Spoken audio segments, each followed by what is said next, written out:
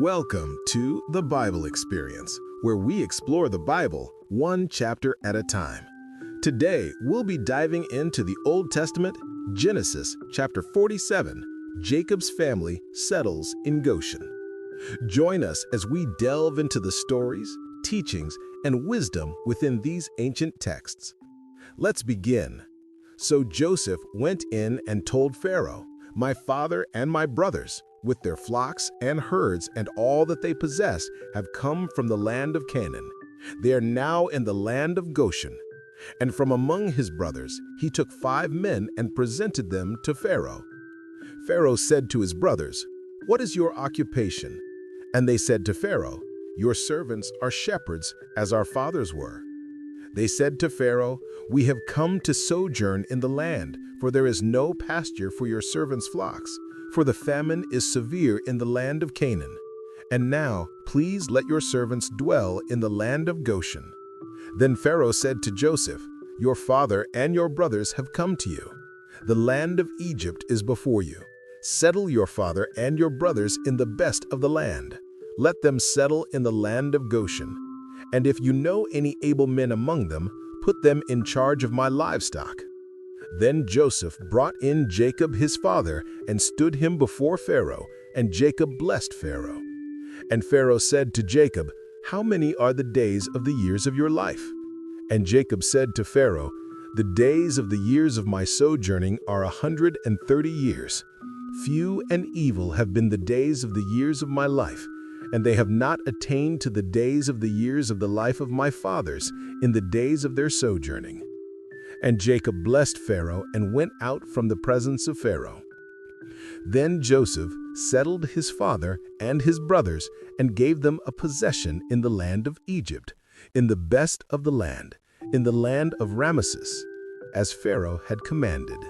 And Joseph provided his father, his brothers, and all his father's household with food, according to the number of their dependents.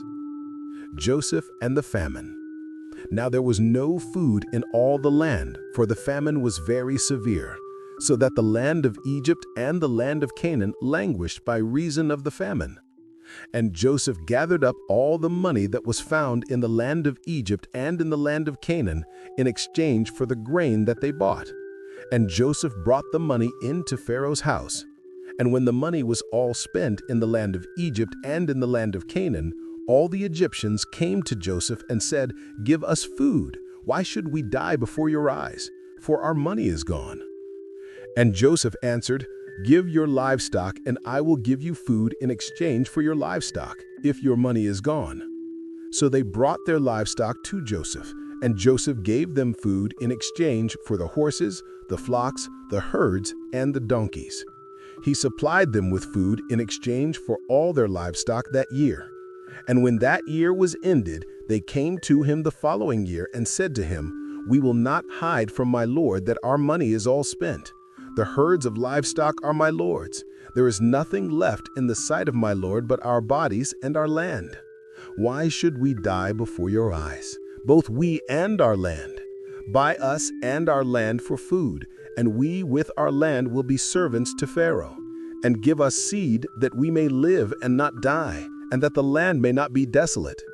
So Joseph bought all the land of Egypt for Pharaoh, for all the Egyptians sold their fields because the famine was severe on them. The land became Pharaoh's. As for the people, he made servants of them from one end of Egypt to the other. Only the land of the priests he did not buy, for the priests had a fixed allowance from Pharaoh and lived on the allowance that Pharaoh gave them. Therefore they did not sell their land. Then Joseph said to the people, "Behold, I have this day bought you and your land for Pharaoh. Now here is seed for you, and you shall sow the land. And at the harvests you shall give 1/5 to Pharaoh, and 4/5 shall be your own, as seed for the field, and as food for yourselves and your households, and as food for your little ones." And they said, "You have saved our lives. May it please my lord, we will be servants to Pharaoh."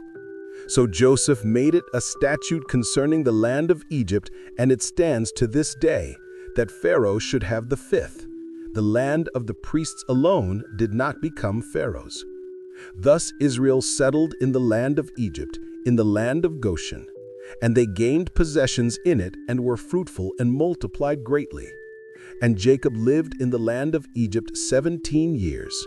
So the days of Jacob, the years of his life, were 147 years. And when the time drew near that Israel must die, he called his son Joseph and said to him, "If now I have found favor in your sight, put your hand under my thigh and promise to deal kindly and truly with me. Do not bury me in Egypt, but let me lie with my fathers. Carry me out of Egypt and bury me in their burying place." He answered, "I will do as you have said." And he said, "Swear to me." And he swore to him. Then Israel bowed himself upon the head of his bed.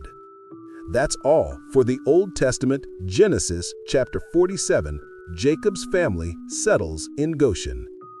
Genesis 47, the patriarch Jacob and his family officially settle in Egypt.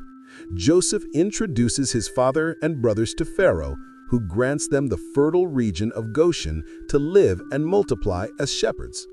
The chapter then shifts to the peak of the famine, where Joseph implements a drastic economic strategy to save Egypt. As the people run out of money, he trades food for their livestock, and finally acquires all the land and servitude of the Egyptians for Pharaoh, establishing a permanent 20% tax on the harvest. The chapter concludes with Jacob, now an old man, extracting a solemn oath from Joseph to not bury him in Egypt, but to carry his body back to the Promised Land of Canaan to be buried with his fathers. Thank you for joining us. May God bless you, and we hope you'll join us next time as we continue our journey through the Bible, one chapter at a time.